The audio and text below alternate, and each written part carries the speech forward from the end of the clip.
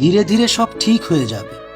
ব্যাপারটা আসলে ধীরে ধীরে সব সহ্য হয়ে যাবে, সব কিছু আগের মতো হয়ে যাবে। ব্যাপারটা আসলে তোমাকে বাদে বাদ বাকি প্রত্যেকটা সব কিছু আগের মতোই চলে যাবে। সহ্য হয়ে যাওয়ার ব্যাপারটা খুব অসহ্য হলেও হাসি হাসি মুখে সবসময় বলতে হয়, এই তো ভালো আছি, আপনার কি খবর? মানিয়ে নেওয়ার সাথে সাথে মানিয়ে নিতে নিতে আমরা একদিন মরে যাব হুট করে। অথচ মানিয়ে নেওয়া ব্যাপারটা আমাদের ক্রমাগত মেরে ফেলছে প্রতিদিন। কাউকে এতটাও ভালোবেসো না যতটা ভালোবাসলে মানুষ তোমাকে ছেড়ে চলে গেলে তুমি নিঃস্ব ও অসহায় হয়ে যাবে। বরং ভালোবাসা হোক গিভ অ্যান্ড টেক পলিসি। তুমি যতটুকু দিবে ঠিক ততটুকুই পাবে। এর বেশি ভালোবাসা দিলে তুমি পাবে অবহেলা আর অপমান। এই বিষয়গুলো কখনই আমরা বিশ্বাস করতে চাই না।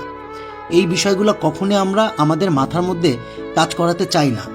সবসময় সব কিছুই আমরা খুব সহজ ভাবি। এটাই আমাদের সবচাইতে বড় প্রবলেম। এটাই সত্যি ভাই।